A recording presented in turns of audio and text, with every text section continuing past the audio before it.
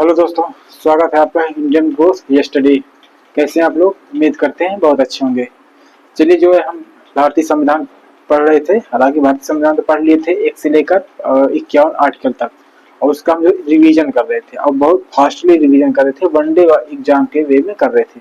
अब जैसा कि पता है कि दीपावली के उपलक्ष्य में जो है क्लास का काफ़ी दिन गैप हो गया, और अब फिर से हम कंटिन्यू करेंगे और कोशिश करेंगे अब जो है जल्दी क्लास गैप ना हो। ठीक है, तो चलिए, हम बता रहे थे आपको, हम भारतीय संविधान में जो है मतलब ये हमारा चल रहा था सब्जेक्ट, और जिसमें हम आर्टिकल 1 से लेकर के 51 तक जो हमने रिवीजन किया था। हालांकि इसको हमने बहुत डिटेल से अच्छे से 10-12 वीडियो में हमने अच्छे से पढ़ा, पूरा कॉन्सेप्ट मतलब फाउंडेशन के लेवल से हमने उसको पढ़ा है। ठीक है, तो लेकिन आज हम जो कर रहे हैं, इससे पहले इसको रिवीजन कर रहे हैं। इससे पहले रिवीजन वाला एक क्लास मतलब एक वीडियो आपको जा चुका है। ठीक है, जिसमें हमने एक आर्टिकल से लेकर के 18 आर्टिकल तक हमने पढ़ा था।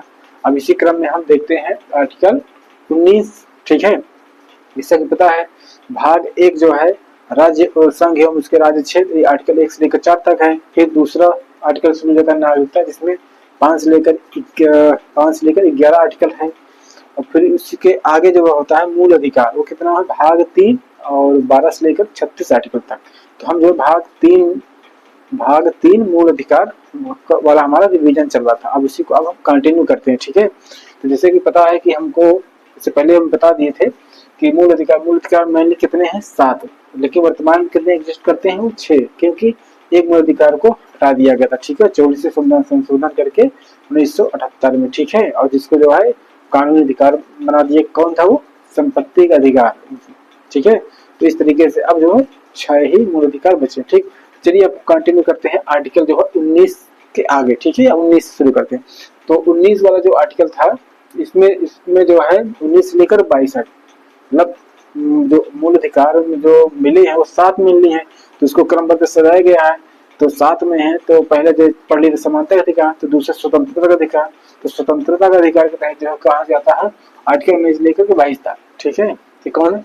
स्वतंत्रता का अधिकार। ठीक, तो इसी में हम जो देखते हैं पहला आर्टिकल 19 को क्या कहते हैं? Backbone of Indian constitution. इसका मतलब है ये संविधान की रीढ़ की हड्डी है। इसका कहने का मतलब क्या है? तो इसको रीढ़ की हड्डी कहने का मतलब है कि ये बहुत पावरफुल आर्टिकल है, बहुत महत्वपूर्ण है, कुछ इसमें स्पेशल और कुछ खास होगा तभी इसको कहा गया। ठीक है, ताकि इसका डिटेल हमने बहुत बता देंगे फिर कि वही वीडियो में हमने डिटेल वाले में पढ़ा, लेकिन इसको हम रिवीजन मोड में है तो थोड़ी सी जल्दी मतलब हम कोशिश करें। ठीक है, बहुत ज्यादा लेंथी इसको क्लास न खींचे। ठीक है, तो इसमें भी जो है मूल अधिकार जो आर्टिकल 19, इसमें भी 7 जो है मूल अधिकार इसमें भी बताए गए हैं, मतलब प्रावधान किए गए हैं। ठीक है, जिसमें पहला है जो है मतलब 19 का पहला क्या कहता है? आप जो है अभिव्यक्ति की आजादी। क्या है? अभिव्यक्ति की आजादी, अभिव्यक्ति की स्वतंत्रता। ठीक है, अभिव्यक्ति की आजादी कहने मतलब राइट टू एक्सप्रेशन। ठीक है, आप किसी को भी तो संवैधानिक तरीके से या लोकतांत्रिक तरीके से, ठीक है, किसी को कुछ भी आप कह सकते हैं। आप यहाँ तक सरकार की आलोचना कर सकते हैं, आप व्यक्ति विशेष की भी आलोचना कर सकते हैं, आप उसकी तारीफ भी कर सकते हैं। ठीक है, उसको महिमा मंडित भी कर सकते हैं। जरूरी थोड़ी है किसी को आप मतलब सिर्फ आलोचना ही करेंगे। ठीक है, इसी तहत जो है आप देखेंगे, इसी के तहत आपको मीडिया की भी स्वतंत्रता दे दी गई है। ठीक है, क्योंकि मीडिया को अलग से कहीं किसी भी आर्टिकल में उसकी स्वतंत्रता को उल्लेख नहीं किया गया। ठीक है, इसी जो आरटीआई आप कर सकते हैं किसी भी भाग में, आरटीआई 2005 वाला। ठीक है, आप किसी भी भाग में कोई भी जानकारी आप प्राप्त कर सकते हैं। आपको जो माध्यम होगा क्या हो सकता है? लिखित हो सकता है। ठीक है, लिखित, मौखिक, सांकेतिक कुछ भी हो सकता है। आपको मतलब अभिव्यक्ति करने की आजादी। इसी में क्या कहता है? आप किसी मंत्री का क्या कहते हैं? पुतला भी फूंक सकते हैं। पुतला का होगा ना, सिर्फ किसी अधिकारी के नेता का आप पुतला भी फूंक सकते हैं।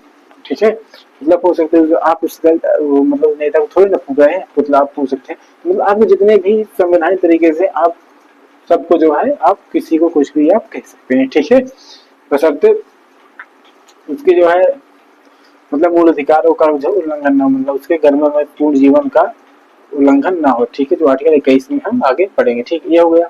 अब आर्टिकल 2 क्या कहता है भैया? 19 को 2 कहता है अगर आप अच्छा व्यक्ति करते हैं, अच्छा बोल सकते हैं तो क्या करते हैं? आप सभा भी कर सकते हैं, सभा कर लीजिए भैया मिल करके, क्या करेंगे, सभा आप कर लिए, ठीक है, या असेंबल कर सकते हैं। जैसे आपको सरकार की तरफ के तक कोई बात पहुंचानी है तो आप अकेले बोलेंगे तो आपकी आवाज जाएगी नहीं, तो क्या करेंगे आप सभा बनाइए, संगठन बनाइए, इसके तहत जो आपकी बातें दूर तक जाएगी, ठीक है। ये क्या है, सभा कर सकते, कैसे कर सकते हैं, बिना हथियारों के, ठीक है, बिना हथियारों के, ठीक है, बिना हथियार के जो है आप सभा कर सकते हैं, ठीक है। अब आप सभा कर लिए, अब सभा के अच्छा कर लिए तो क्या करें, आप संगठन बना लीजिए, क्या करेंगे, तो 1903 क्या कहता है भैया, आप संगठन बना लीजिए, क्या है, आप संगठन बना लीजिए, ठीक है, एसोसिएशन आप बना लीजिए, ठीक है। तो इसी तरह जो मजदूर यूनियन हो गया, जो तरह तक जो राजनीतिक पार्टी है, जैसे बीजेपी हुई, कांग्रेस हुई, आरएसएस हो गया, डीएमके हो गया, आप जितने जानते होंगे उस सभी जो पार्टी है जो है आर्टिकल 19(3) के तहत जो है उनको मतलब वो संगठन बनाई हुई है, ठीक है। ये हो गया, आप अच्छा बोले, अच्छी बात है, अकेले बोल जाते बात नहीं, फिर आप संगठन बना लिए, संगठन बना लिए। अब 19 के 4 क्या कहता है भैया, जब अच्छे संगठन बना रहे हैं तो आप अकेले कहेंगे भारत देश में आप कहीं भी जो है चारों तरफ जो घूमने की स्वतंत्रता आपको क्या होगी, चारों तरफ जो संचरण करने की या चारों तरफ घूमने की स्वतंत्रता, ठीक है, संचरण या चारों ओर घूमने की स्वतंत्रता, चारों ओर घूमने की आजादी होगी, ठीक है, कहाँ भी, पूरे भारत में, ठीक है, ये पूरे भारत में होगा, ठीक है। अगर आपको विदेश में घूमने आने जाने वाले तो आर्टिकल 21 में होगा, ठीक है, इसमें नहीं होगा, ठीक, पूरे भारत में हो गया, ठीक। अब देखते हैं आर्टिकल 5, आर्टिकल क्या है भैया ये, 5, अच्छा, संगठन बना लिए, घूम भी लिए चारों तरफ, तो अब क्या करेंगे, आर्टिकल 5 में जो है आप कहीं भी जो है अच्छा को लोग क्या करते हैं, आप बच सकते हैं, क्या कर सकते हैं, बच सकते हैं, क्या कर सकते हैं, कहीं भी आप बसने की आज़ादी होगी आपको, या निवास करने की आज़ादी आपको होगी, ठीक है, ठीक है। निवास बसने के मतलब अंतर है, निवास करने मतलब आप कहीं गए, जैसे उत्तराखंड गए या आप कश्मीर गए, तो 1-2 दिन के लिए गए तो क्या करेंगे, आप वहाँ निवास करेंगे, कहीं ना कहीं आप रहेंगे किसी न किसी होटल में, कहीं ना कहीं, तो उसे कहते हैं निवास। अगर आपको अच्छे परमानेंट बसना हुआ तो उसको कह देंगे बसना, मतलब आप बसना, ठीक।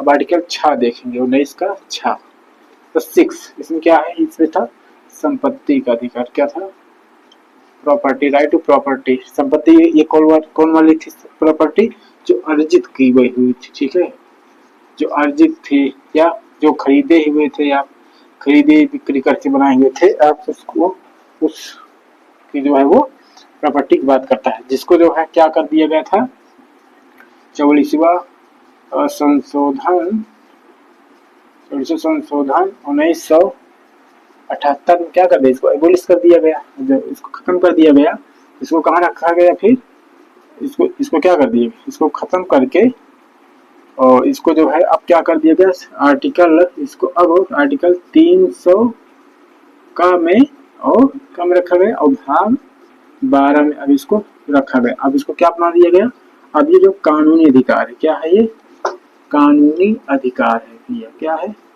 कानूनी अधिकार है, ठीक, कहने में सेंस कि कानूनी अधिकार, अगर आपकी प्रॉपर्टी के अधिकार अब है तो सरकार आपकी प्रॉपर्टी को छीन सकती है, ठीक है, वो भी विधि द्वारा स्थापित प्रक्रिया करके, ठीक, लेकिन जो है वही जो है कोई व्यक्ति विशेष होगा, ठीक है, तो आपकी वो प्रॉपर्टी के अधिकार मतलब आपकी प्रॉपर्टी को नहीं छीन सकते, तो कहने का मतलब यही है, ठीक है।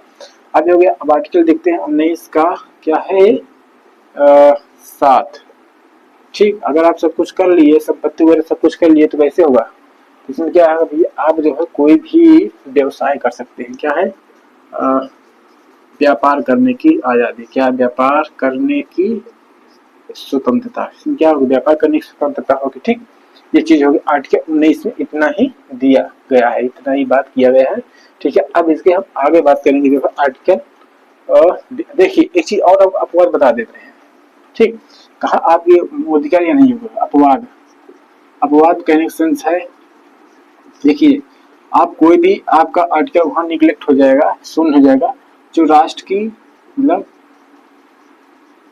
राष्ट्रीय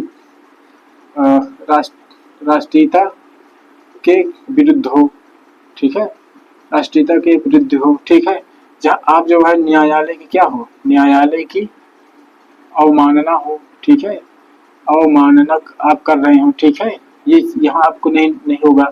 आप मोरालिटी के खिलाफ नहीं चाहिए, मतलब नैतिकता के विरुद्ध नहीं होना चाहिए आपका, ठीक है, नैतिकता के खिलाफ नहीं चाहिए आपको। किसी को जो है गरिमापूर्ण जीवन को क्या कहते हैं, ठोस नहीं को क्या ठेस नहीं पहुंचा चाहिए, गरिमापूर्ण, ठीक है, ये चीज आपको वो नहीं चाहिए। अगर ये सब चीज और क्या है, सुरक्षा के खिलाफ, सुरक्षा के खिलाफ नहीं हो सकता, ठीक है। कोई सार्वजनिक जो है अगर आदेश है तो उसके खिलाफ अगर आप ऐसा कुछ करते हैं तो आपका वहाँ अधिकार निगलेक्ट हो जाता है, ठीक है। ये अपवाद है, आप इसके खिलाफ नहीं मिला, ठीक। ताकि इसको डिटेल बहुत बताई थी, कहाँ बताया ना, इसमें जो लॉन्ग वाले वीडियो है इसमें बताए थे। अब देखते हैं आर्टिकल जो है 20, ठीक है। अब आर्टिकल 20, ठीक। अब आर्टिकल देखते हैं भैया 20। 20 में क्या कहता है, अब भाई आर्टिकल 20 ये क्या है, इसमें है गिरफ्तार दोष सिद्धि से संरक्षण, क्या है इसमें, दोष सिद्धि से क्या है, दोष सिद्धि से संरक्षण, इसके इंग्लिश में प्रोटेक्शन ऑफ द कन्विक्शन, ठीक है। तो दोष सिद्धि से संरक्षण, इसमें आपको क्या क्या अधिकार मिलेंगे, अगर आप कोई दोषी सिद्ध हो जाते हैं तो आपको क्या क्या अधिकार मिला जाता है, ठीक है। कहने मतलब देखिए, अगर कोई किसी को पुलिस गिरफ्तार कर लेती है तो वो दोषी नहीं होगा। अगर किसी को मतलब एफआईआर लिख लिया जाता है तो भी दोषी नहीं माना जाता, मतलब नहीं हो सकता, ठीक है। अगर किसी को मुकदमा चल जाता है तब भी दोषी नहीं माना जाता, ठीक है। दोषी कब माना जाएगा, जब तक न्यायालय जो है उसको दोषी या कुछ सजा न सुना दे तब तक वो दोषी नहीं माना जा सकता, ठीक है। इसमें कुछ अधिकार मिले गए हैं, जिसमें पहला अधिकार मिला है, देखिए, अपराध जिस समय कर रहा है उसी समय कानून से उसे सजा दी जाएगी, ठीक है। पहले क्या है, अपराध के समय वाले कानून से सजा दी जाएगी, ठीक है, ठीक है। मतलब जिस समय कोई अपराध किया है और उस समय जो है जो कानून में जो भी उसका सजा होगा उसकी सजा के तहत उसको जो है मतलब जो भी प्रावधान होगा उसके तहत सजा दी जाएगी, ना कि कानून से मतलब अपराध के करने से पहले वाले कानून से, ना अपराध करने के बाद वाले किसी कानून पे, ठीक है। ये हो गया। दूसरा क्या कहता है, एक अपराध की एक सजा, एक अपराध की एक सजा, ठीक है। एक अपराध की एक सजा हो गया, ठीक है। एक अपराध की एक सजा है, इसका मतलब थोड़ी एक आदमी कोई अपराध कर लिया उसके बाद बार बार उसी को आप सजा नहीं दे सकते, ठीक है। अब क्या कहते हैं, स्वयं के विरुद्ध गवाही नहीं, स्वयं के विरुद्ध गवाही नहीं दे सकते भैया किसी को, ठीक है। हालांकि ये कहने वाली बात होती है लेकिन पुलिस पकड़ती है तो यही सब पहले कराती है, स्वयं के विरुद्ध गवाही नहीं दी जा सकती, ठीक है। वैसे भी मीडिया हो या पुलिस के सामने यदि कोई बयान देता है तो उसका कोई भी जो है वो एविडेंस नहीं माना जाता, ठीक है। कोर्ट उसको निगलेक्ट कर देती है, उसको एकदम नल एंड वाइट कर देती है, ठीक है, उसको कुछ नहीं मानती, ठीक कोर्ट। तो अब देखते हैं इसी तहत जो है कोर्ट एक ने डिसीजन दिया है 20 में जो है कि जब तक किसी भी व्यक्ति को जो है न्यायालय द्वारा दोषी न करार दे दिया जाए, सजा न सुना दी जाए, तब तक किसी भी व्यक्ति को जो है आप अपराधी नहीं कह सकते, ठीक है। बस आर्टिकल 20 में इतना ही दिया गया है, ठीक है। बाकी डिटेल बताएंगे आपको लॉन्ग वाले वीडियो में हमने बताया। अब आर्टिकल देखते हैं 21 में देखिए, पूरे संविधान में सबसे बेहतरीन सबसे पावरफुल अगर आर्टिकल माना जाए कोई तो आर्टिकल 21 है, ठीक है।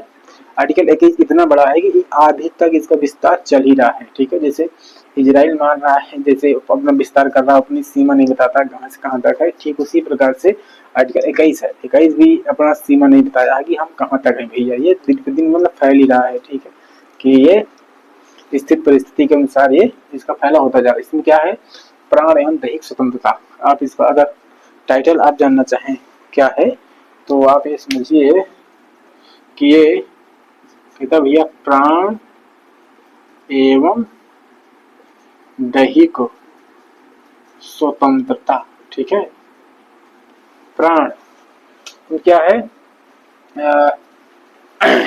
Life and personal liberty. इसको क्या अगर हम इंग्लिश में देखना जाएंगे तो life and personal liberty, life and personal liberty. ठीक है भैया, ठीक। अब देखिए प्राण से संबंधित करने मतलब है आप अपने प्राण खुद नहीं ले सकते, ठीक है।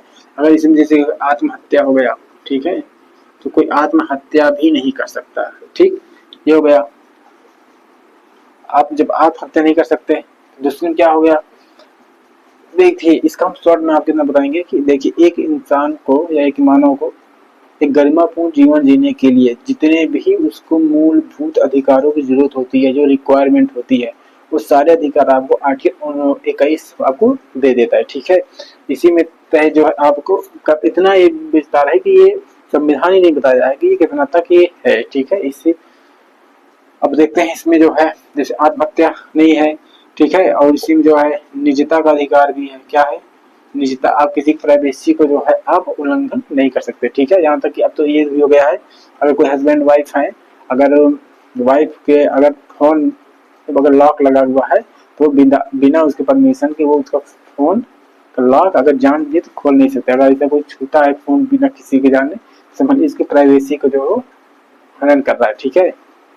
इसी तरह जो अरविंद केजरीवाल को जो है जब ईडी ने गिरफ्तार किया था तो ईडी ने कहा था आप फोन के पासवर्ड बनाइए आईफोन का, तो सब मना कर दिया कि ये हमारे निजता का अधिकार है, राइट टू प्राइवेसी उल्लंघन हो रहा है, इसलिए हम आपको नहीं बता सकते। ईडी सुप्रीम कोर्ट गई, वहां से भी सुप्रीम कोर्ट ने उनको तो कहा कि उनका बयान एकदम सही है कि भाई प्राइवेसी मैटर वो नहीं बता सकते, तो आप इनको कुछ नहीं कह सकते। इसी में क्या कहा है, इसी में जो अगर मन पसंद का आप विवाह कर सकते हैं, क्या होता है मन पसंद का विवाह, मन पसंद का विवाह मतलब अपने मन, जब तक आपको मन पसंद ना हो, मन पसंद से शादी भी आप इसी के तहत आप कर सकते हैं, ठीक है।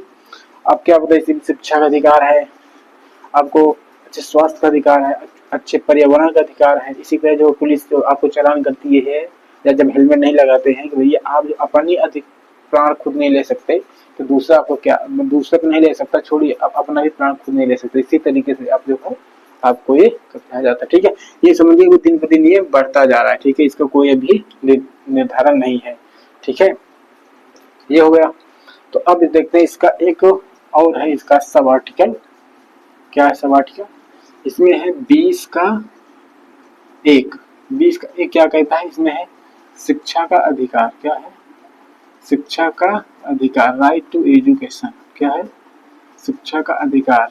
ये भी पहले नहीं था, इसको भी है ना 1-2 जो भी है इसको बाद में ही जोड़ा जाता है। तो इसको कब लाया गया था, इसको जो है 86वां कॉन्स्टिट्यूशन अमेंडमेंट 2002 को जो है इसको संविधान संशोधन करके इसको मतलब लाया गया था, ठीक है। लेकिन जब इसको लागू करने की बात हुई थी, एक मिनट पहले देखिए इसमें क्या था, इसमें क्या था 6 से 14 वर्ष के 14 वर्ष के बच्चों को निःशुल्क शिक्षा, ठीक है, निःशुल्क शिक्षा अनिवार्य बनाया गया, ठीक है, प्राथमिक शिक्षा, ठीक है। और इसको लागू कब किया गया, 1 अप्रैल 2010 से लागू हो गया है, ठीक है। ये चीजें हो गई, ठीक, ये हो गया 20, अभी हो गया। अब देखते हैं इसके बाद आगे 20 सॉरी ये 21 है, तो यह भी 21 ही होगा भाई, हम भी क्या कर रहे हैं, ठीक, 21 हो गया ये। अब देखते हैं आर्टिकल 22, आर्टिकल 22 देखिए इसका हमने जो संरक्षण दिया, क्या है, गिरफ्तारी से संरक्षण, गिरफ्तारी से संरक्षण, ठीक। अब गिरफ्तारी से संरक्षण क्या होता है हमने बता देंगे। अब सिर्फ 2 तरीके की गिरफ्तारी होता है, ठीक है। एक होता है दंडात्मक, ठीक है, इसका मतलब आप कोई अपराध कर दिए तो आपको दंड किस प्रकार से दिया जाएगा और उसके लिए आपको क्या क्या आपको अधिकार मिलता है, ठीक है। और एक होता है निवारक, ठीक है, निवारक मतलब क्या होता है, रोक देना किसी को, ठीक है, मतलब अपराध करने से रोक देना। इसको क्या आप समझ लीजिए, अपराध, अपराध के बाद ये आपको मिलता है, ये क्या है, अपराध से पहले, ठीक है, अपराध से पहले, ठीक है, अपराध से पहले, अपराध से पहले कहने का सेंस क्या है, और अपराध के बाद अगर कोई लाएगा तो क्या होगा, पहले में आपको क्या होगा, वारंट, अगर कोई अपराध कर देता है तो पुलिस पुलिस गिरफ्तार करने आती है तो आपको क्या क्या अधिकार मिलते हैं। पहला मिलता है कि आप कारण जान सकते हैं, ठीक है, कारण पूछ सकते हैं पुलिस से, ठीक। दूसरा मिलता है आपको जो है 24 घंटे के अंदर, 24 घंटे के अंदर जो है न्यायालय में आप, न्यायालय में उपस्थित होने का अधिकार आपको मिलता है, ठीक है, ठीक है, उपस्थित होने का अधिकार मिलता है। और तीसरा मिलता है आपको भैया अच्छा खासा आप वकील रख सकते हैं, ठीक है, ये चीज हो गया, ये आपको अपराध करने के बाद भी है। लेकिन जो इसमें जो होता है अपराध करने से पहले, मतलब अपराध करने से पहले जो होता है, इसमें क्या, जब किसी पुलिस उठाती है तो आप उसे कारण भी नहीं पूछ सकते, ठीक है, आप 24 घंटे से आप अंदर नहीं कह सकते कि आप मजिस्ट्रेट सामने ले चलिए या और जज के सामने ले चलिए, ठीक, आप उसके आप वकील भी नहीं करने आपको दिया जाता है इसमें, ठीक है। आप समझ लीजिए उस समय का ये जलियांवाला बाग जो हुआ था, रोलेट एक्ट, समझिए वर्तमान में आज भी ये लागू है, ठीक है। जब इसके तहत इसमें किसी को गिरफ्तार किया जाता है, ये जो अधिकार इसमें मिलते हैं तो ये सारे अधिकार इसमें नहीं मिलते, ठीक है। आप समझ लीजिए कि ये रोलेट एक्ट है, ठीक है, क्या है, रोलेट एक्ट, ठीक है, राउलेट एक्ट, राउलेट एक्ट है, ठीक है, ये कौन वाला, 1919, ठीक है। तो जो इसी के लिए जो इतना बड़ा कांड हो गया था और ये आज भी इसमें यहाँ लागू है, ठीक है। और इसी तरह हमने बताया था मीसा कानून हो गया, पोटा हो गया, टाडा हो गया, यूएपीए हो गया, ठीक है, रासुका वगैरह, ये सब इसी के तहत ये लागू होता है। इसमें जब पुलिस केस उठाती है तो कम से कम 3 महीने तक उसको अरेस्ट कर लेती है और उसको वो कुछ नहीं कर पाता, ठीक है, ठीक। अब देखते हैं आर्टिकल इसका पहला क्या कहता है, आर्टिकल 23, ठीक, 23 क्या कहता है, ठीक। अब देखते हैं 23 में क्या कहते हैं, शोषण के विरुद्ध अधिकार। इसमें है कि मानव दुर्व्यापार, क्या है, मानव दुर्व्यापार हो गया भैया, ठीक है। आप किसी से जबरदस्ती श्रम नहीं करा सकते, तो क्या है, बलात्श्रम हो गया, ठीक है। आप किसी बेगारी नहीं करा सकते, बेगारी या बेगार, ठीक है। आप किसी से जबरदस्ती काम नहीं करा सकते, तो क्या है, बंधुआ मजदूरी, ठीक है, बंधुआ मजदूरी यहीं लिख दे रहे हैं, ठीक। ये सब चीजें आपको क्या, अब इसको हम डिफाइन करते हैं, ठीक है। मानव दुर्व्यापार का कहने का मतलब आप किसी भी महिला हो गया, पुरुष हो गया, बच्चे हो गया, आप उसका खरीद फरोख्त या खरीद बिक्री नहीं कर सकते। अगर ऐसा करते हैं तो कानूनी अपराध है, ठीक है, इस पे आपको दंडित किया जा सकता है, ठीक है। अब व्यापार करने मतलब किसी का अंग, जो अंग होता है जैसे किडनी, लीवर, ये सब जैसे कालाबाजारी होता है तो ऐसा भी इसमें भी ये रोक लगाएगा, ठीक है। बलात्श्रम कहने मतलब आप किसी से जबरदस्ती जो है कोई भी काम नहीं करा सकते। जबरदस्ती मतलब है कि वो शारीरिक और मानसिक दोनों तरीके से वो प्रिपेयर रहेगा तभी आप उसे किसी प्रकार का श्रम करा सकते हैं, अन्यथा नहीं करा सकते। आप इसमें ऐसी भी परिस्थिति है कि वो अगर किसी कारणवश मतलब ऐसा होता है तो आप उसमें नहीं करा सकते, ठीक है। और देखते हैं वो बेगार, बेगार कहने मतलब है जैसे आप किसी से आप उसको उचित पारिश्रमिक न दीजिए। जैसे आप किसी से दिन भर मजदूरी करा लिए आपके यहाँ और आप उसको जाने लगा तो 10-20 रुपये 20 रुपये देने लगे, क्या तो बेगार ही हुआ, ठीक है। तो ये चीज हो गया बेगार। अब बंधुआ मजदूरी, बंधुआ मजदूरी मतलब तो पहले क्या था, जो सामंत होते थे या जो जमींदार होते थे तो अपने नौकरों से और यहाँ तक कि जो उनसे कोई कर्ज वगैरह ले लेता था पैसा वगैरह तो वो उनसे भी वो क्या करते थे, बंधुआ मजदूरी कराते थे। इसमें क्या होता था कि वो बंधुआ मजदूरी के तहत जो उनसे दिन भर काम कराते थे उनको उनके बदले में कुछ भी नहीं दिया जाता था, मतलब कुछ पैसे वगैरह नहीं दिया जाता था, ठीक है। ये सब चीजें हैं और इसी के लिए जो है बंधुआ मजदूरी उन्मूलन, क्या है, उन्मूलन जो है 1976 में एक्ट पारित किया गया, ठीक है, 1976 एक्ट, ठीक है, एक्ट, ठीक है। देखते हैं आर्टिकल 24, आर्टिकल 24 क्या कहता है, आर्टिकल 24 में लिखा है भैया भाई साहब, देखिए आर्टिकल 24 है कि 14 वर्ष से कम, 14 वर्ष से कम बच्चों को जो है खतरनाक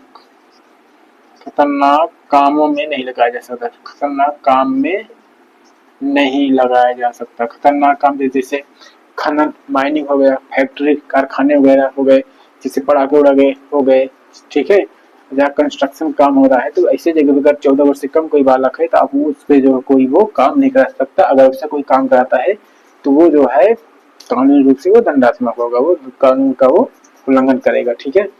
तो हालांकि इसमें जो आगे चल के जो है सुप्रीम कोर्ट ने एक डिसीजन दिया था, गाइडलाइन, कि 14 वर्ष से कम बच्चे जो हैं वो घरेलू काम कर सकते हैं, ठीक है। तो ये चीजें हो गई, ठीक। अब वो देखते हैं इसके आगे जो है अब हो गया ना, 3 हो गया। अब देखते हैं इसके आगे अनुच्छेद 4, अनुच्छेद नहीं, आर्टिकल 4, सॉरी, मूल अधिकार 4 में क्या है। मूल अधिकार 4 में है अनुच्छेद 4 में क्या है, शोषण विरोधी अधिकार हो गया। अब हो गया अनुच्छेद 25 से 28, इसमें क्या भैया, इसमें है धार्मिक स्वतंत्रता का अधिकार। क्या है, धार्मिक स्वतंत्रता का अधिकार, ठीक है, राइट टू फ्रीडम रिलीजियस, ठीक है, धार्मिक स्वतंत्रता का अधिकार, ठीक है। अब देखते हैं इसमें क्या चीजें हैं, ठीक। अब देखते हैं इसमें पहला आर्टिकल क्या कहता है। पहला आर्टिकल कहता है, मतलब आर्टिकल 25 में ये है, देखिए इसमें जो व्यक्तिगत धार्मिक स्वतंत्रता का अधिकार है, क्या है, व्यक्तिगत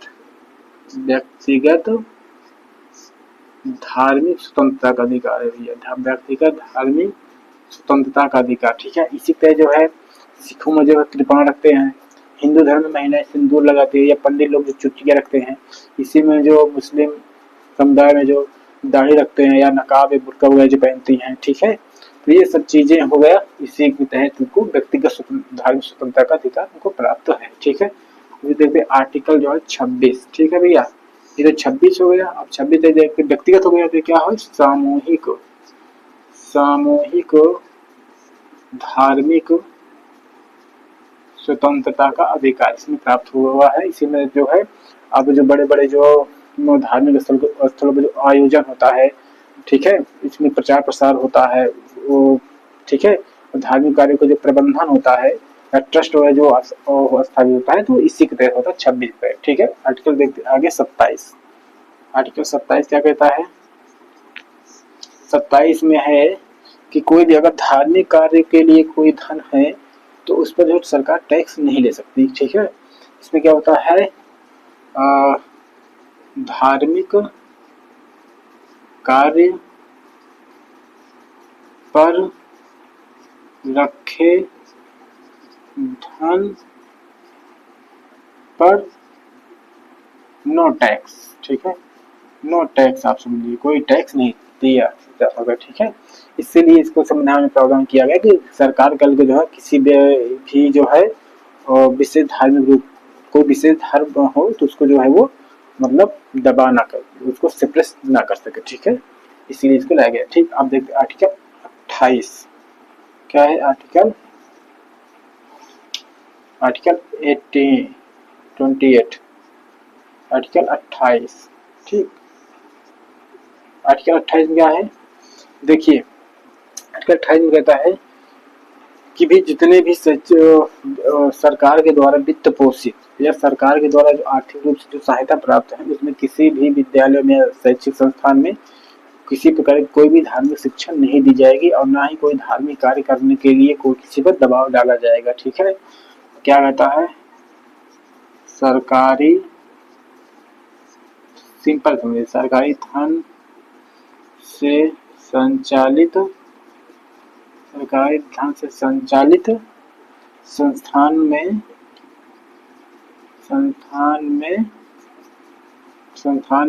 धार्मिक शिक्षा नहीं, तो धार्मिक शिक्षा नहीं दे सकता कोई, ठीक है। ये चीज इसमें प्रावधान किया गया है। अब ये चीज हो गया। अब आपको देखते हैं, ये 4 हो गया। अब देखते हैं संविधान में आर्टिकल ये 5 आर्टिकल कह रहे हैं अनुच्छेद मूल अधिकार 5 अब क्या कहता है, ठीक है। अब देखते हैं मूल अधिकार 5। अब मूल अधिकार 5, ठीक है। मूल अधिकार 5 में लिखेंगे, इसमें क्या भैया 28 हो गया है। तो अनुच्छेद 29 और 30 इसमें क्या है, इसमें है शिक्षा, इसमें क्या है शिक्षा एवं संस्कृति का अधिकार, ठीक है। अल्पसंख्यकों के शिक्षा एवं संस्कृति का अधिकार क्या है 29-30 में, शिक्षा एवं संस्कृति का अधिकार, शिक्षा एवं संस्कृति का अधिकार, ठीक है। ये चीज इसमें कहा गया, ठीक है। अब आर्टिकल देखते हैं, इसमें क्या है 29, क्या भैया आर्टिकल 29 में क्या कहता है, आर्टिकल 29 कहता है अल्पसंख्यकों को, अल्पसंख्यक देखिए भारतीय संविधान में अल्पसंख्यकों को लेकर के किसी प्रकार कोई परिभाषा वगैरह नहीं दी गई है, ठीक है। लेकिन जो भारत में जो अल्पसंख्यक माना जाता है वो भाषा और धर्म के आधार पर अल्पसंख्यक को माना, मतलब अल्पसंख्यक समुदाय को माना जाता है। अल्पसंख्यक कहते किसी, आप ऐसा समझ लीजिए, अल्पसंख्यक इसे कहते हैं जो जिसकी जो है आबादी जो है कम हो। जैसे देखिए भारत देश में जो है, पूरे भारत की बात करें तो लगभग 80% से ज्यादा पॉपुलेशन जो हिंदू की है। इस तरीके से जो है अपनी मेजोरिटी बहुसंख्यक क्या हो, कौन होगा, हिंदू। बाकी जितने भी धर्म के लोग होंगे वो सब क्या होंगे, अल्पसंख्यक होंगे। चाहे बौद्ध हो, जैन हो, सिख हो, मुस्लिम हो, पारसी हो, ईसाई हो, यहूदी, कोई भी अगर इसके अलावा कोई भी धर्म का रहता है भारत में तो अल्पसंख्यक ही माना जाएगा। अब देखते हैं, अगर किसी राज्य विशेष की बात करेंगे तो कहेंगे हिंदू भी अल्पसंख्यक हो गए। जैसे कश्मीर हो गया, पूर्वोत्तर राज्य में हो गए, ठीक है। जैसे नागालैंड, मिजोरम हो गए, तो यहाँ पे जो है हिंदू अल्पसंख्यक है, ठीक है, क्योंकि उधर जो है ईसाई लोग की ज्यादा है। और जैसे कश्मीर में जो है मुस्लिम जनसंख्या ज्यादा है, पंजाब में जो है सिख ज्यादा है। तो इस तरीके से जो वहाँ जो है हिंदू अल्पसंख्यक हो जाते हैं। इसका मतलब इस कतई नहीं होता है कि अल्पसंख्यक मतलब सिर्फ मुस्लिम या कोई और अदर, समानता लोग यही मानते हैं अल्पसंख्यक मतलब मुस्लिम होता है, ऐसा कुछ नहीं है, ठीक है। अल्पसंख्यक जैसे कश्मीर में जो चले जाएंगे तो हिंदू वहाँ अल्पसंख्यक है, पूर्वोत्तर राज्य में चले जाएंगे तो वहाँ भी हिंदू अल्पसंख्यक हो जाएंगे, ठीक। इसी के लिए कहा जाता है। तो इसमें क्या कहता है अल्पसंख्यक, इसमें है अल्पसंख्यकों की जो है भाषा हो गई, ठीक है, लिपि हो गई, भाषा, लिपि, संस्कृति, ठीक है, धर्म, ठीक है, ठीक है, धर्म के आधार पर किसी भी संस्थान में प्रवेश से नहीं रोका जाएगा, ठीक है। प्रवेश से नहीं रोका जा सकता, ठीक है, नहीं रोका जाएगा, नहीं रोका जा सकता है, ठीक है। ये का कहने का मतलब है मात्र कि वो उसकी भाषा अलग है, लिपि अलग है, संस्कृति अलग है, धर्म अलग है, या उसकी जाति अलग है, लिंग अलग है, तो इसके आधार पर जो है आप उसको नहीं रोक सकते, ठीक है। तो अब ये हो गया। तो अब आगे भी हो सकता है भैया कि अल्पसंख्यक हो सकता है जो है कि वो बहुसंख्यकों के बीच में जो है शिक्षा प्राप्त न करना चाहें, तो इसके लिए क्या प्रावधान किया गया है, इसमें यह प्रावधान किया गया है कि यदि अल्पसंख्यक बहुसंख्यकों के बीच में शिक्षा अर्जित करने में वो संकोच या मतलब क्या कह सकते हैं, मतलब वो अच्छा नहीं महसूस करते हैं, तो अपना खुद जो है ऐसे संस्थान स्थापित कर सकते हैं, ठीक है। तो आर्टिकल 3 क्या कहता है, आर्टिकल 30 में अल्पसंख्यक अपना स्वयं का संस्थान खोल सकते हैं, ठीक है, खोल सकते हैं, ठीक है। इसके लिए क्या करेगा, इसके लिए राज्य जो है, इसमें जो है राज्य जो है सहायता भी देगा, ठीक है, वित्तीय, आर्थिक या प्रशासनिक जो है सहायता वो देगा, ठीक है। ये इससे एक्सपेक्ट की गई है, ठीक है। बाकी अब आगे देखते हैं ये आर्टिकल वो आर्टिकल हो गया। अब मतलब मूल अधिकार 5 हो गए। अब देखते हैं मूल अधिकार छठा गया है। 6 में है भैया संपत्ति का अधिकार। क्या है? संपत्ति का अधिकार। संपत्ति का अधिकार आप कहेंगे इससे पहले 19 के 6 वाले में भी था संपत्ति अधिकार, इसमें भी संपत्ति का अधिकार है, तो ऐसे कैसे होता है? तो ये आर्टिकल 31 में, ठीक, ये हो गया। तो ये वाला हो गया। देखो यहाँ पे जो संपत्ति की बात है वहां तो अर्जित था, अधिग्रहित था, खरीद कर या बेच कर जो आप संपत्ति बनाए थे वो वाला था। लेकिन इसमें जो है ये आपकी जो संपत्ति होगी यहाँ, ये जो है आपकी पैतृक संपत्ति की बात कर रहा है। क्या है? पैतृक संपत्ति, या आप जो वंश से जो प्राप्त मिली हुई, ठीक है, या विरासत में जो प्राप्त हुई है उसकी संपत्ति की बात करता है। ठीक, ये हो गया। और इसी में जो बात करता है 19 का 6 वाला। क्या हो? 19 का 6 वाला। 6 वाला क्या कहता है? ये भी संपत्ति की ही बात करता है। ठीक है, प्रॉपर्टी की बात करता है। ये कौन सी प्रॉपर्टी होगा? वो प्रॉपर्टी होगी भैया अर्जित। ठीक है, आप जो अर्जित किए हैं। ठीक, तो इन दोनों अधिकारों को जो है ये इन दोनों को मिला करके इन दोनों को जो है आप ये समझिए कि 44वां कॉन्स्टिट्यूशन अमेंडमेंट 1978 को जो है तो क्या कर दिया गया? इसको समाप्त कर दिया गया। समाप्त कर कहाँ फेंका गया इसको? आर्टिकल 300 के में, कहा? भाग 12 में। अब इसको क्या बना दिया गया? इसको बना दिया गया कानूनी अधिकार। ठीक है, कानूनी अधिकार। ठीक, इस तरह से आप देखेंगे तो संपत्ति अधिकार दोनों जगह से जो हटा दिया गया, एक ही संविधान संशोधन करके। कौन? 44वां संविधान संशोधन 1978 में। ठीक है, इस तरीके से अब ये जो क्या है, अब ये कानून अधिकार हो गया है। कानून अधिकार आपको पहले बता दिए हैं। कानून अधिकार को कोई व्यक्ति विशेष नहीं छीन सकती है, लेकिन सरकार जो है विधि द्वारा स्थापित प्रक्रिया के तहत छीन सकती है। विधि द्वारा स्थापित प्रक्रिया क्या है? सरकार आप उसका जो अच्छा आपको मुआवजा देगी, तभी वो ऐसा कर सकती है। ठीक है, उसको सरकार को बताना पड़ेगा कि वो लोकहित के लिए कल्याणकारी है, न्यायोचित है, तब इसको मतलब किया जाएगा। ठीक है, अब देखते हैं मूल अधिकार 7वां कौन सा है? 7वां है संवैधानिक उपचारों का अधिकार। क्या है? संवैधानिक उपचारों का अधिकार। ठीक है, उपचारों का अधिकार। ठीक है, संवैधानिक उपचारों का अधिकार। ये कहाँ से कहाँ तक है? जैसे एक ही आर्टिकल है, आर्टिकल 32।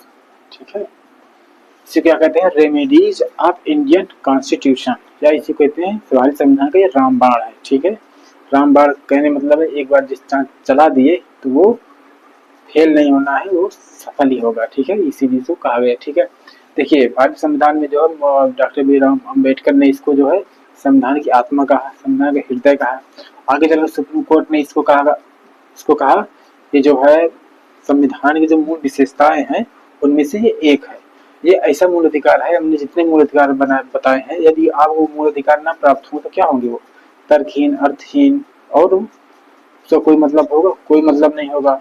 तर्कहीन, अर्थहीन, शक्तिहीन हो जाएंगे। इसीलिए जो है मूल अधिकार को लागू कराने वाला अधिकार कोई है तो आर्टिकल 32 है।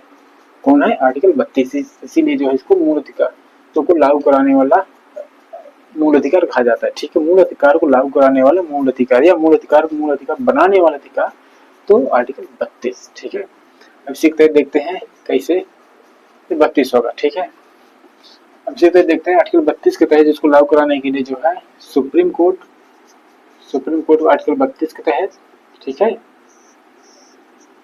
और हाई कोर्ट को जो है आर्टिकल 226 के तहत जो है कुछ रिट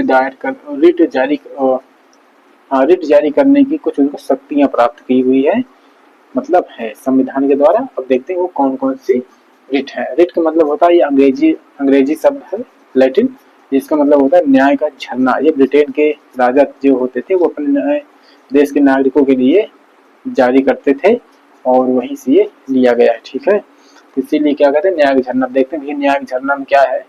ठीक है, देखो तो इसी तरीके से मैं 5 तरीके से रिट दायर मतलब ये जारी करते हैं दोनों लोग। ठीक है, कौन? 5 प्रकार के। ठीक है, फाइव टाइप के। ठीक, पहला क्या है? पहला है बंदी प्रत्यक्षीकरण। क्या है? बंदी प्रत्यक्षीकरण। ठीक है, या इसी को आप कह सकते हैं हैबियस। ठीक है, कार्पस। ठीक है, देखो ये क्या है? ये बंदी प्रत्यक्षीकरण, ये मतलब होता है कोई व्यक्ति को, मतलब किसी व्यक्ति को जो है, जहाँ कानून मतलब सरकार हो या कोई व्यक्ति विशेष हो, अगर किसी ने अवैध रूप से बंदी बना लिया, ठीक है, तो उसके खिलाफ जो है ये रिट जो है हाई कोर्ट या सुप्रीम कोर्ट जो है उसको खिलाफ निकालती है। ठीक है, तो इसको जो है चाहे वो देश का नागरिक हो, भारत का नागरिक हो या विदेश का हो, दोनों को इसको प्राप्त हुआ है। इसको जो सरकार के खिलाफ तो प्राप्त है, किसी व्यक्ति विशेष के खिलाफ भी ये प्राप्त है। ठीक है, इसी में जो अगर जारी करेगा कौन? हाई कोर्ट या सुप्रीम कोर्ट। यदि ऐसा कोई किसी को अवैध रूप से सरकार या पुलिस या कोई व्यक्ति किसी को कर मतलब बंदी बना लेता है, तो अगर उसका संबंधित हुआ चाहे तो सीधे सुप्रीम कोर्ट आर्टिकल 32 का प्रयोग करके सुप्रीम कोर्ट जा सकता है और उसके खिलाफ बंदी प्रत्यक्षीकरण रिट दायर करा सकता है। उसको 24 घंटे के अंदर उसको मतलब न्यायालय के सामने प्रस्तुत करेगा और उसकी अगर वो अवैध रूप से गिरफ्तारी किया होगा मतलब सरकार मतलब पुलिस, तो उसको रिलीज करना पड़े, छोड़ देना होगा। अगर कारण वैध होगा तो वो रहेगा। फिर ये हो गया। अब दूसरा देखते हैं, इसमें है दूसरा बंदी प्रत्यक्षीकरण हो गया, और दूसरा है जो है परमादेश। क्या है? परमादेश को क्या कहते हैं? मैंडमास। परमादेश आप समझिए, परमादेश। ठीक, या इसी को कहते हैं मैंडमास। ठीक है, मैंडमास। ठीक है, ये हो गया। इसमें क्या कहता है कि हम आदेश देते हैं। इसका मतलब होता है जब कोई सरकारी कर्मचारी सार्वजनिक पद पर बैठा हुआ कोई व्यक्ति अगर जब अपने दायित्व को सही रूप से निर्वहन नहीं करता है तो उसके खिलाफ जो है हाई कोर्ट या सुप्रीम कोर्ट जो है मैंडमस जारी करती है। ठीक है, और इसमें जो अपवाद कौन है भैया? इसमें जो है अपवाद कौन है? अपवाद कभी पूछ ले तो आप ये समझ लीजिए प्रेसिडेंट है, और दूसरा जो है गवर्नर मतलब राज्यपाल, और ये इनके खिलाफ नहीं लाया जा सकता है। ठीक है, तीसरा हो गया जो है अधिकार परीक्षा। अधिकार परीक्षा, अधिकार परीक्षा मतलब कोवारेंटो। ठीक है, को वारंटो। ठीक है, इसमें क्या है? अधिकार परीक्षा। इसमें अधिकार परीक्षा, यदि कोई अधिकारी या कोई कर्मचारी है, यदि कोई अपने मतलब अधिकार क्षेत्र से ज्यादा जाके वो काम करता है, तो उसके खिलाफ जो हाई कोर्ट सुप्रीम कोर्ट जो है अधिकार परीक्षा लाया जाता है, और उसमें जो उसके पद की जो है संवैधानिक रूप से जांच की जाती है। जैसे कहने मतलब है कि जैसे कोई ट्रेन में टिकट चेक करना हुआ, तो उसका ट्रेन में टिकट चेक करने का अधिकार किसको? टीटी को है। लेकिन कभी कभी पुलिस भी करने लगती है, तो पुलिस करने लगती है। ठीक है, तो ऐसे में जो है उसका अधिकार ये नहीं है कि वो टिकट चेक करें, और मतलब टिकट चेक कर सकते हैं लेकिन वो जो है मतलब फाइन काटने लगे, तो वो ऐसा करते हैं तो उसके खिलाफ ये लाया जाकर इससे उनकी नौकरी जा सकती है। और आसान समझे तो किसी अगर सरकारी मतलब सरकारी प्राइवेट का किसी स्कूल में जो है मास्टर ना हो, टीचर ना हो, अजाक चपरासी पढ़ाने लगे, तो उसके खिलाफ ये लाया जा सकता है। ठीक है, आप किस आधिकारिक तरीके से पढ़ा रहे हैं। ठीक, ये चीज हो गया। चौथा होता है प्रतिषेध। क्या है? प्रतिषेध। प्रतिषेध कहने सेंस है प्रोहिबिशन होता है, प्रोहिबिशन। ठीक है, इसमें क्या होता है? ऊपरी न्यायालय जो होती है निचली न्यायालय को खिलाफ लाती है। ठीक है, कि कब लाती है? जब हो सकता है कि निचली न्यायालय जो है अपने अधिकार से क्षेत्र से बाहर जाकर कोई वो सुनवाई कर रही होती है, या कोई जो है वो अप्राकृतिक तरीके से जो है वो कोई मतलब जो किसी को जो है वो दंड दंड दंड दे देती है, किसी को फांसी दे देती है, तो ऐसे खिलाफ वो निषेध लाते हैं, उसके खिलाफ वो रोक देते हैं। ठीक है, हो गया। अब पांचवा होता है उत्प्रेषण। उत्प्रेषण, उत्प्रेषण क्या होता है?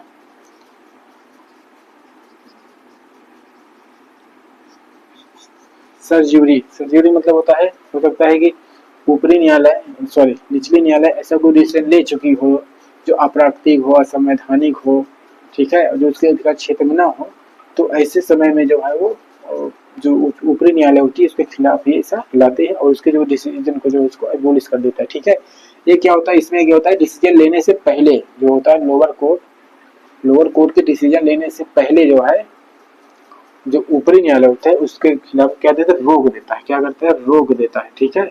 और ये क्या करता है कि अगर वो निर्णय सुना चुकी होती है तो निर्णय क्या होता है, बदल देता है, निर्णय को बदल देता है या उसको बदल देता है या उसको समाप्त कर देता है, ठीक है।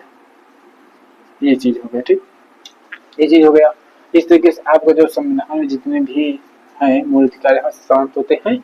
अब यहाँ से आगे और देखिए 33 में, ठीक है, आर्टिकल 33 देखिए, आर्टिकल 33 में क्या दिया, 33, इसमें कुछ लोगों के मूल अधिकारों पर रोक लगाया गया, जैसे मूल अधिकारों पर रोक लगाया गया, ठीक है, जैसे फंडामेंटल, देखो रोक लगाया कुछ लोगों के, किसी जैसे सेना हो गई, ठीक है, पुलिस हो गई, ठीक है, जासूस हो गए, ठीक है। अब यहाँ मीडिया हो गई, कौन, मीडिया, तो ऐसे लोगों के मूल अधिकारों पर जो है से वो रोक लगाई गई है, ठीक है। तो विषय देखो, ठीक, अब ये हो गया। अब आर्टिकल 34 क्या कहता है, आर्टिकल 34, आर्टिकल 34 क्या कहता है, मार्शल लॉ, क्या मतलब सैन्य कानून अगर कहीं लागू है तब भी वहां पर आपके मूल अधिकार को कम कर दिया जा सकता है, ठीक है। मतलब सैन्य कानून मार्शल लॉ अगर लगा है तो वहां पर आपके मूल अधिकार को कम कर दिया जाता है, यहाँ तक कि वहां पर गोली मार देने का अधिकार होता है, किसी की प्राण भी लिया जा सकता है लाग कहीं लगा है तो, ठीक है। आर्टिकल 35 क्या कहता है, आर्टिकल 35, आर्टिकल 35 में जो है मूल अधिकार को मतलब मूल अधिकार को लागू करने के लिए जो है जो कानून है वो संसद बनाएगी, ठीक है। मूल अधिकार को लागू कराने वाला, मूल अधिकार को लागू कराने वाले कानून जो है संसद बनाएगी, ठीक है। वो भी ऐसे नहीं, सकारात्मक रूप से जो, ठीक, ये चीज हो गई, 35 हो गया, ठीक। इस तरीके से देखा जाए अब मूल अधिकार यहाँ से समाप्त हो जाता है, ठीक। अब हम बढ़ते हैं इसके आगे वाले भाग 4 में, ठीक। अब देखते हैं भाग 4 में, एक मिनट देखते हैं अब हम नीति निर्देशक तत्व, ये भाग 4 में है।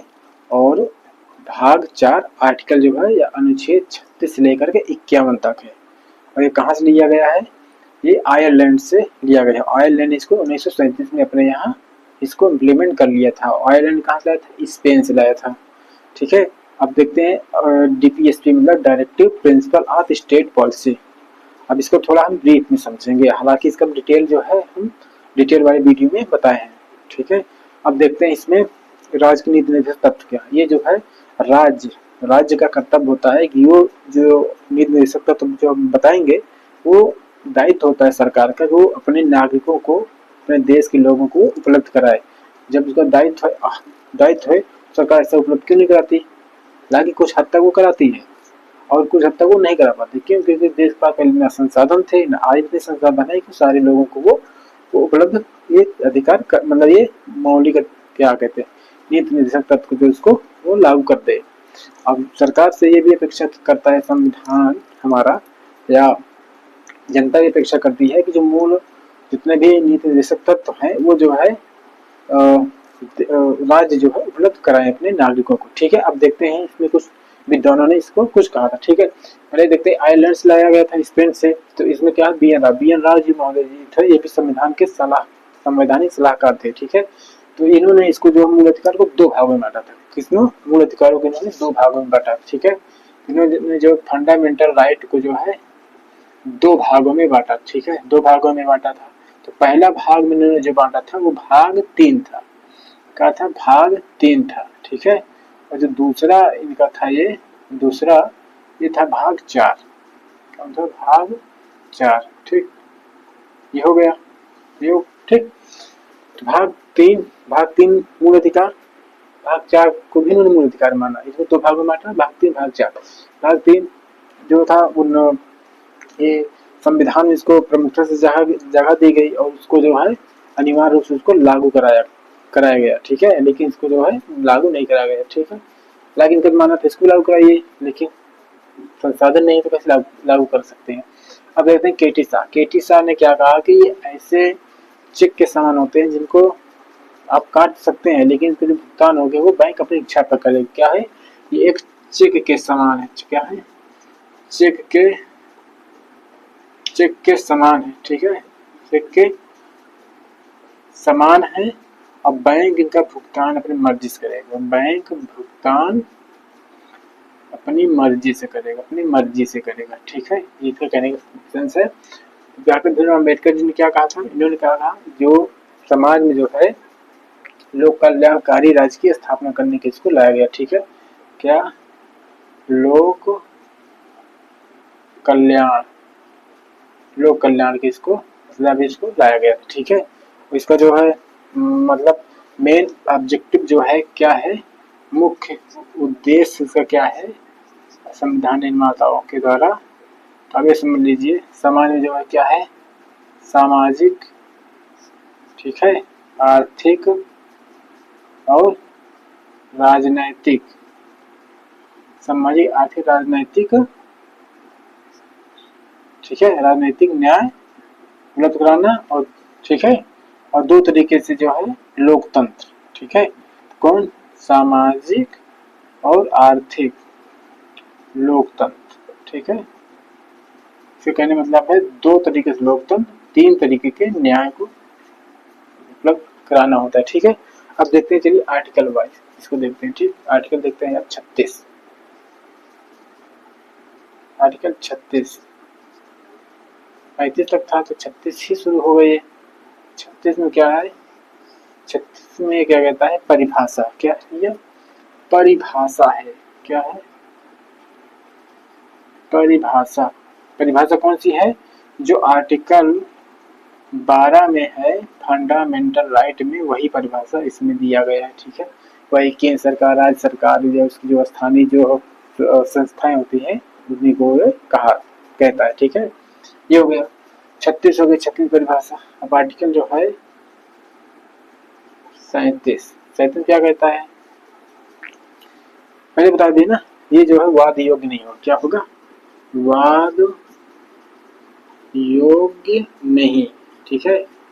अगर ये इसको आपको राज्य नहीं करता तो आप जो है जिस आधार पर नहीं जा सकते कि संविधान लिखा है या नीति तत्व में है, तो आप हम हाई कोर्ट सुप्रीम कोर्ट में चले जाएं, जैसे मूल अधिकार को लागू कराने के लिए जाते थे, मतलब, ठीक है। तो इसलिए से ये क्या है, मतलब सुप्रीम कोर्ट या हाई कोर्ट में जो है इसको आप लागू नहीं करा सकते, ठीक है, इसको, ये चीज होगा। अब आर्टिकल 38 में क्या कहता है, आर्टिकल 38 में कहता है भैया, लोक कल्याण की अभिवृत्ति, लोक कल्याण की अभिवृत्ति, लोक कल्याण की अभिवृत्ति मतलब समझे नेचर, ठीक है, मतलब जो राज्य का जो नेचर होगा, ठीक है, जो उसका रवैया होगा वो जो लोक कल्याणकारी वाला होना चाहिए, जिसमें सामाजिक आर्थिक राजनीतिक न्याय मिले, सामाजिक आर्थिक लोकतंत्र की स्थापना किया जा सके, ठीक है।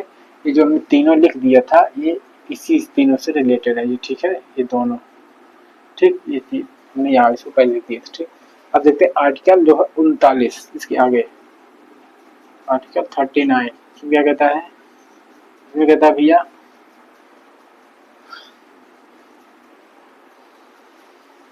इसमें कहता है समान कार्य के लिए समान वेतन, ठीक है, मतलब स्त्री पुरुष के को समान कार्य के लिए समान वेतन दिया जाना चाहिए, ठीक है, स्त्री हो या पुरुष हो, ठीक है, समान कार्य बराबर समान वेतन मिलना चाहिए, ठीक है, समान वेतन। यहाँ शर्त है कि उनका वो क्राइटेरिया भी सेम होना चाहिए। अगर कोई सरकारी कर्मचारी है तो सरकारी दोनों होना चाहिए, अगर कोई प्राइवेट है प्राइवेट दोनों चाहिए, नहीं कि कोई सरकारी है कोई मानदेय पे है कोई एडहॉक पे है और कोई अस्थायी रूप से, तो वो नहीं कह सकता कि हमको वेतन समान रूप से दिया जाए, ठीक। इसी में एक भैया आर्टिकल 39 का ये क्या कहता है, समान न्याय, समान न्याय मिलना चाहिए। अब समान न्याय कैसे मिलेगा, सब पास पैसे इतने होते नहीं है कि कोर्ट कचहरी चले जाए, इसीलिए क्या कहता है सरकार आगे क्या प्रावधान करती है, निःशुल्क विधिक सहायता, निःशुल्क विधिक सहायता क्या है, निःशुल्क विधिक सहायता, एक दो बार बोलिए आप लोग भी, ठीक है, निःशुल्क विधिक सहायता। ये पहले संविधान नहीं था, जिसको संशोधन करके लाया गया, कब, 42वां कॉन्स्टिट्यूशन अमेंडमेंट 1976 में जो इसको इम्प्लीमेंट किया गया, ठीक, ये चीज हो गया। अब देखते हैं इसके आगे जो है आर्टिकल 40, ठीक है, तो उम्मीद करते हैं दिखता होगा, यहाँ पर नहीं दिख रहा होगा तो हम बोल तो रहे हैं, ठीक है।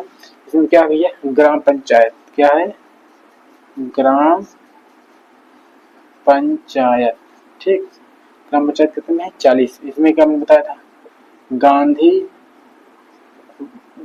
वर्सेस अंबेडकर, अंबेडकर में विवाद हो गया था इस बात को लेकर के, कैसे विवाद, वैचारिक विवाद, अंबेडकर में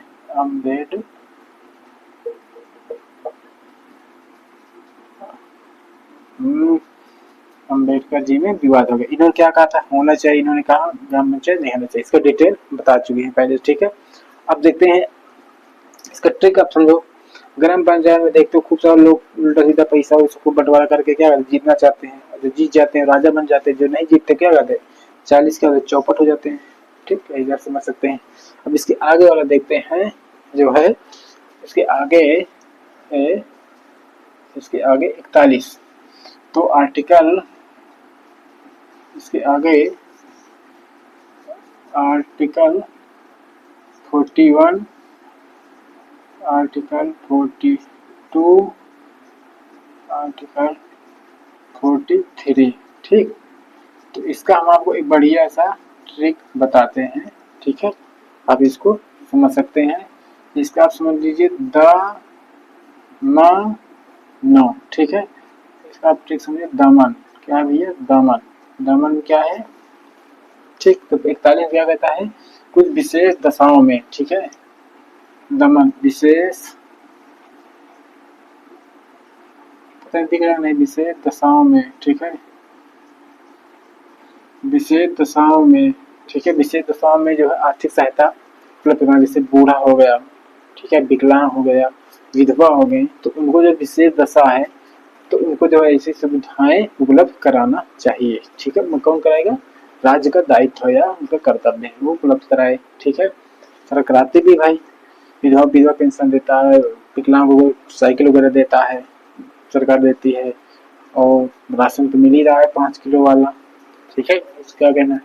अब ये माँ, अब आगे देखते हैं 42 क्या, माँ से होता है मनोचित दशा, क्या है, मनोचित दशा, मनोचित दशा, मनोचित दशा मन धन उचित, मन को जो उचित हो ऐसी दशा, ऐसी दशा में ही जो उसको काम कराया जाए, ठीक है। अगर कोई गर्भवती स्त्री है तो उसको कठोर शारीरिक श्रम न कराया जाए, ठीक है।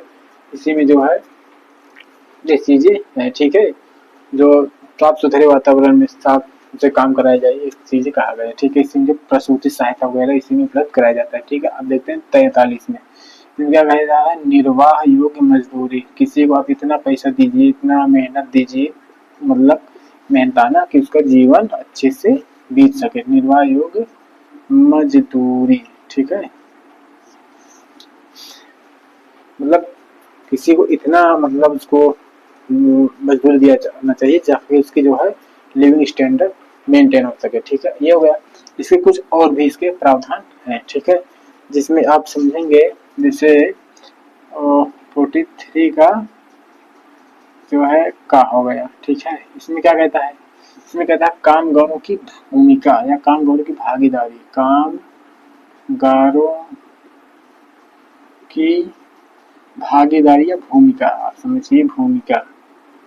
इसमें ये अपेक्षा की गई कि राज्य ऐसे ऐसे कुटीर उद्योग या छोटे छोटे कारखाने लगाए जिसमें ज्यादा से ज्यादा लोगों की जो है भागीदारी हो, ज्यादा से ज्यादा मैन फोर्स की जरूरत पड़े, ठीक है, ताकि सबको रोजगार उपलब्ध हो सके, ठीक है।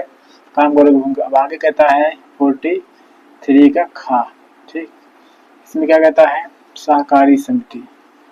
सहकारी समिति, सहकारी समिति में क्या दिया, सहकारी समिति के देखो सरकार के पास इतना संसाधन है कि नहीं, कुछ सबको जो है वो रोजगार देने के लिए क्या उद्योग धंधे लगाएगी, सब सरकारी नौकरी बांटेगी। इसके लिए सरकार क्या कहती है कि सहकारी समिति, इसमें क्या होता है, कोऑपरेटिव होता है। इसमें जो है सरकार जो होता है, जो पुरुष या स्त्री होते हैं, जो छोटे छोटे ग्रुप होते हैं, उनको जो है कुछ प्रशिक्षण देती है, कुछ और आर्थिक सुविधा भी उनको उपलब्ध कराती है, और जिससे वो अपना छोटा मोटा व्यवसाय खुद उपलब्ध मतलब शुरू कर सके। जैसे जैसे कि जो मछली पालन करना हुआ, मुर्गी पालन, बत्तख पालन या मछली पालन, या कुछ भी अगर ऐसा कोई कृषि संबंधित कुछ भी आप करना हुआ तो उसके लिए क्या करे सरकार, वो ट्रेनिंग दे देगी, लोन भी देती है, तो आप खुद से शुरू कर सकते हैं। ये चीज हो गया, ठीक। आप देखिए आप इसके आगे वाला 44 क्या है, आर्टिकल 44 44, देखिए 2 बार 4 4 है ना, तो इसके लिए समझिए समान सिविल संहिता, समान सिविल संहिता, ठीक है, यूनिफाइड कॉमन कोड या कॉमन सिविल कोड, ठीक है। इसमें क्या कहता है, देखिए जो चुनाव में जो चुनाव जब होता है तो चुनाव आयोग अपना एक लगाता है चुनाव आचार संहिता, ठीक है, वो चुनाव वाला हो गया। इसी तरीके जब किसी पर जो है जो सिविल वाले जो कानून होते हैं जो सबके समान रूप से लागू हो, उसको कहते हैं समान सिविल संहिता, ठीक। इसमें कहने मतलब होता है, देखिए जैसे 2 तरीके से होता है, एक मतलब केस होता है, एक दीवानी फौजदारी। तो अपने क्या फौजदारी वाला जो है तो सेम है, CRPC और IPC जो धारा है वो सेम सभी के ऊपर लगती है, चाहे किसी भी धर्म जाति समुदाय के हों, ठीक है। लेकिन समाज सिविल मतलब कुछ होते हैं, इसमें जो है दीवानी वाले में इसमें जो है सब पर एक तरीके से नहीं लागू होते थे, ठीक है। तो इसी के लिए सरकार से व्यवस्था की गई है कि जैसे गोद लेने वाला हो गया, ठीक है, गोद लेने वाला हो गया, ठीक है, उत्तराधिकार संबंधित कोई हो गया, उत्तराधिकार से कोई विवाद हो गया, ठीक है, विवाह हो गया, ठीक है, तलाक हो गया, ठीक है। तो तलाक, इन सब के जो भी कानून है, इन सब जो भी बातें हैं, इसको सरकार एक कानून बनाए और एक तरीके से सभी लोगों को वो उसमें शामिल करे, चाहे वो किसी जाति धर्म समुदाय या बौद्ध हो, सिख हो, जैन हो, मुस्लिम हो, पारसी हो, हिंदू हो, कोई भी हो, को एक जो है कानून उसको लाया जाए, ठीक है। जैसे CPC और CRPC और IPC लाया जाता है, ठीक है। ये चीज हो गया। अब हो गया आगे 44 हो गया। और इसी तरह देखा जाए तो पहली बार जहाँ लागू किया गया था, तो पहली बार जो था वो गोवा था, ठीक है, वो गोवा पहला राज्य था, ठीक है। क्यों, क्यों गोवा 1971 पुर्तगालियों के कब्जे में था, इसलिए वो लागू कर दिया गया था। बाद में जो आजादी के बाद पहली बार जो कोई राज्य लागू किया तो उत्तराखंड लागू किया था, कौन, उत्तराखंड, ठीक है। फिर उसके बाद आसाम, आसाम ने भी इसको लागू किया, ठीक है। ये सब चीजें है, हालांकि सरकार ने तो सरकार जो है चुनाव से पहले जो है इसको लागू कर दिया, लेकिन जो है कुछ इसमें जो है टेक्निकल प्रावधान है, उसके लिए इसको जांच समिति के लिए भेजा गया है, जैसे भी वो आता है पूरी तरीके से वो लागू हो जाए पूरे देश में, ठीक। अभी हो गया 44, क्या है 45, आर्टिकल 45 क्या कहता भैया, आर्टिकल 45 में ये है कि 6 से 14 वर्ष के जो बच्चे हैं, 6 से 14 वर्ष के वर्ष के बच्चों को निःशुल्क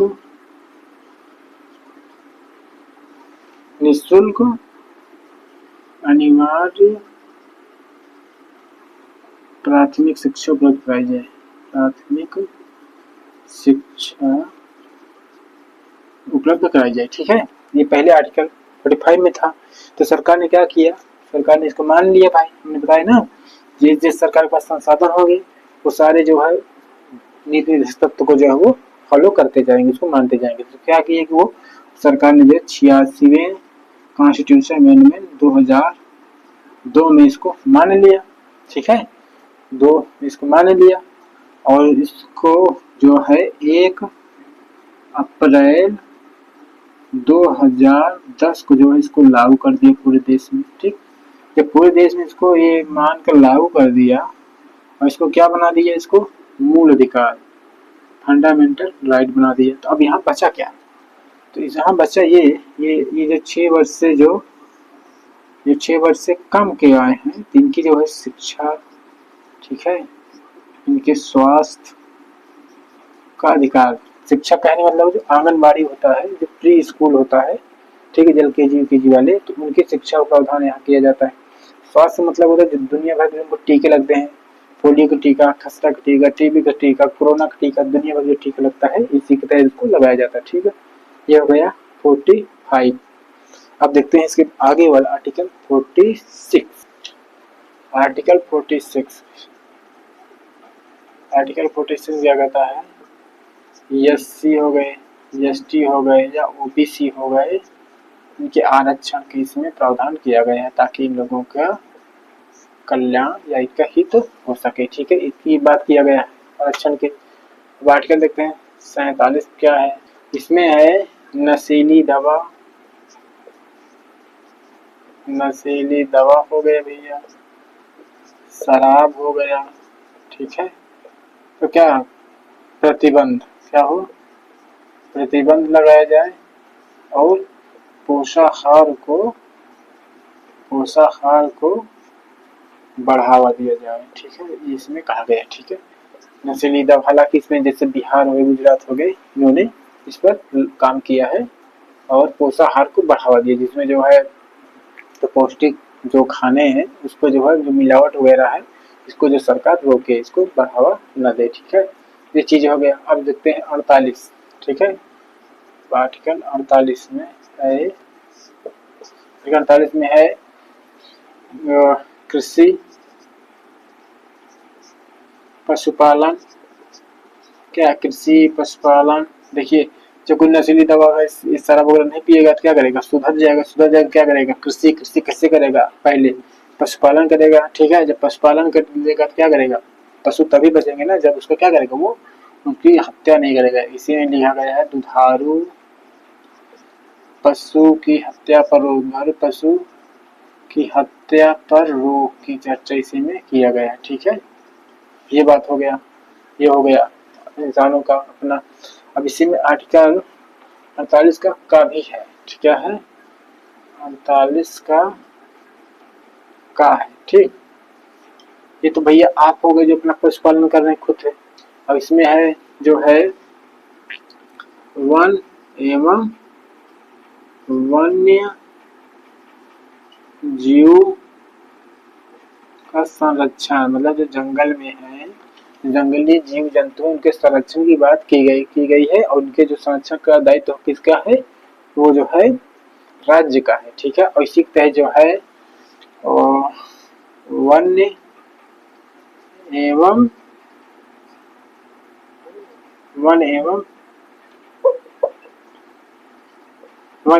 वन्य जीव एक्ट या अधिनियम 1972 इसको पारित किया गया था। इसको जब पारित किया गया, कब पारित किया गया था, 42वां संशोधन 1976 में पारित किया गया था। ठीक है, और इसी के तहत जो है इसमें बहुत सारे एक्ट लाए गए थे, मतलब जानवरों से संबंधित। जैसे था 1973 में जो है टाइगर एक्ट लाया गया था। ठीक है,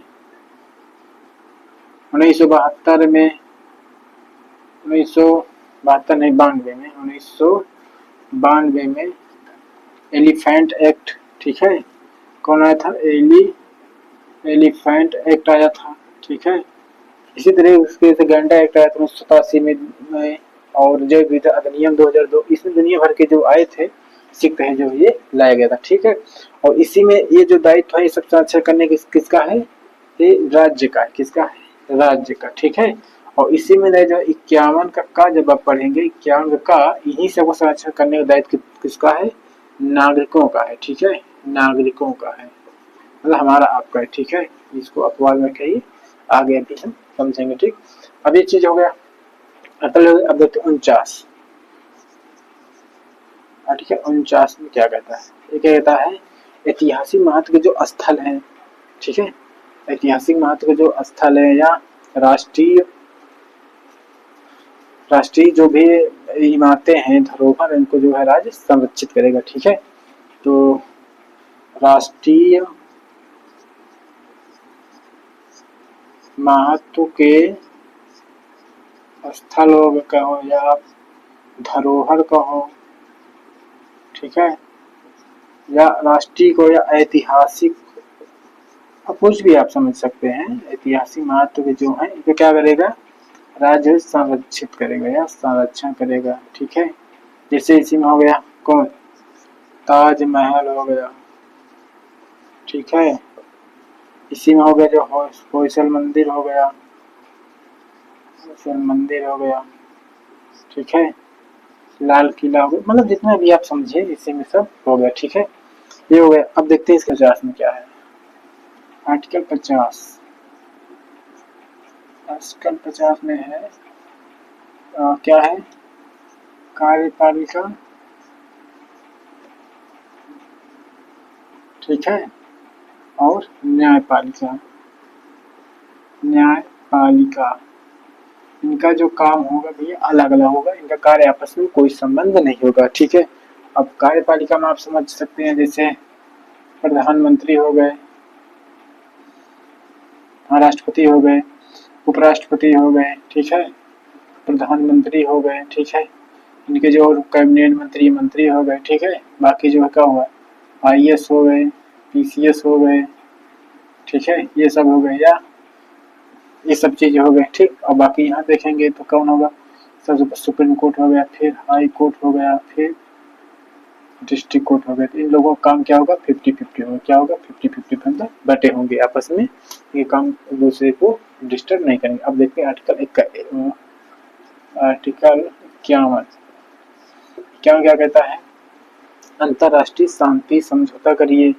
ठीक है, क्या? अंतरराष्ट्रीय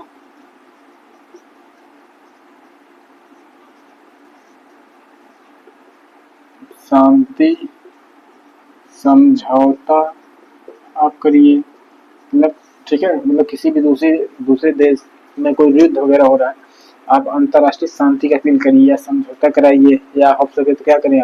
मध्यस्थता कराइए, आप मध्यस्थता आप करिए। ठीक है, ये चीजें हो गई। आप किसी भी अंतरराष्ट्रीय कोई भी मतलब वो कम्युनिटी होती है, आप उसका सदस्य समझ सकते हैं। ठीक है, इसी तरह भारत जो है यूएनओ का सदस्य है। इसी तरह जो भारत क्या है? इसी तरह भारत जो है, भारत यूएनओ का सदस्य है। ठीक है, इससे आप समझ सकते हैं। अंतरराष्ट्रीय शांति समझौता ये सब, जैसे रूस यूक्रेन युद्ध चल रहा है, हाँ, इजराइल वगैरह में चल रहा है, इजराइल, ईरान, लेबनान, हमास वगैरह जो चल रहा है, इसके वो अपील करें, शांति समझौता करिए। जैसे पंचशील समझौता किया गया था, सिंधु जल समझौता, तो ये सब चीजें हैं कि मतलब अपने देश में कर लिए तो दूसरे दुनिया भर की भी चिंता करना है। ठीक है, इस तरीके से देखा जाए तो आपका निर्देशक पर पूरी तरीके से समाप्त हो जाता है। अब इसमें महज थोड़ा सा ही चीज एक बचा है। ठीक है, उसको हम कहो तो इसमें हम कर देते हैं। ठीक है, देखो जो है भाग 4 का है। ठीक है, इसमें एक आर्टिकल है, कौन सा है? एक आर्टिकल है 51 का। बता देना, जितने एक का करके है, तो पहले मूल संदर्भ नहीं थे, तो मूल संदर्भ नहीं थे तो इसको लाया ही क्यों गया था? ठीक है, इसको लाया क्या गया? जैसे ये राज्य के पूरे कर्तव्य हैं, अब ये भी तो पेश करते तो नागरिक को भी तो कुछ कर्तव्य होना चाहिए। नहीं पता लगा कि मूल अधिकार कहे हमारे अधिकार नागरिक लोग करते रहे और वो अपना उनका भी कुछ राज्य कर्तव्य है, उसका वो जानते ही ना हो, तो ऐसे इसमें प्रावधान किया गया। ठीक है, क्या किया गया था?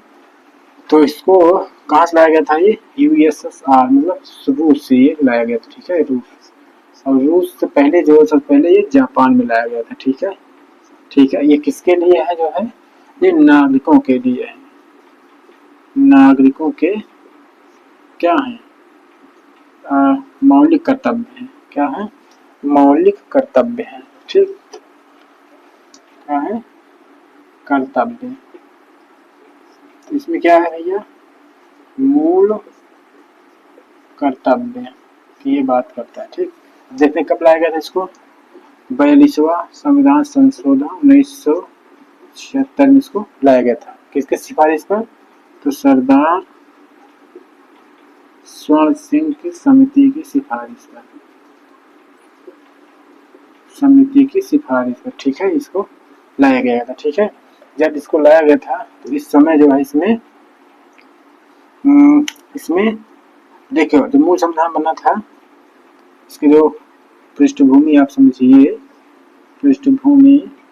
ठीक है, तो पहले 0 था, जब इसको लाया गया तो 10 जोड़ा गया, फिर बाद एक और जोड़ा गया। ठीक है, इस पर कितने हो गए, ये 11। ठीक, तो जब मैंने संविधान संशोधन किया गया था तो जो है 10 इसको जोड़ा गया। ठीक है, 10 लाया गया था। ठीक, तो इसी तरीके से होता है 86वें संविधान संशोधन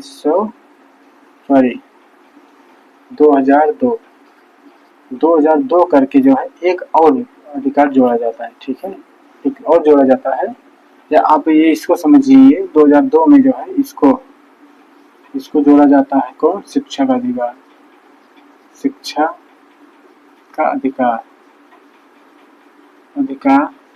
उपलब्ध कराना, मतलब 6 से 14 वर्ष के जो बच्चे होंगे, 6 से 14 वर्ष के बच्चों को शिक्षा का अधिकार उपलब्ध कराना, जो उनके संरक्षक, उनके अभिभावक या उनके प्रतिपालक जो होंगे, उनका ये दायित्व होगा कि उनकी जो भी कंडीशन हो, उस कंडीशन के हिसाब से उनको शिक्षा उपलब्ध कराए। ठीक है, हालांकि इसको अगर देश के नागरिक नहीं करते हैं तो उनके ऊपर भी कोई भी राज्य उनको दंड नहीं दे सकता है। जिस तरीके से जो है तब तो अगर सरकार नहीं लागू करती, राज्य नहीं लागू करती सकती, तो हम आपको नहीं कर सकते। उसी प्रकार से हम भी अगर मौलिक कर्तव्य को नहीं पालन करते तो राज्य भी हमारा कुछ नहीं कर सकती। ठीक, देख किस तरीके से इसको बैलेंस किया गया। ठीक, चलिए इस तरीके से आपका जो आर्टिकल 1 से लेकर 51 का तक था जो है मैंने पूरी तरीके से रिवीजन कर लिया। अब इसके बाद हमारा जो अगला टॉपिक शुरू होगा वो संसद शुरू होगा, मतलब भाग 5। ठीक है, सबसे इम्पोर्टेंट है वो संघ है। ठीक, चलिए अब आगे शुरू करेंगे अगली वाली क्लास में। जल्दी चलते हैं, तब तक के लिए मिलते हैं अगली क्लास में। तब तक के लिए जय हिंद, नमस्कार।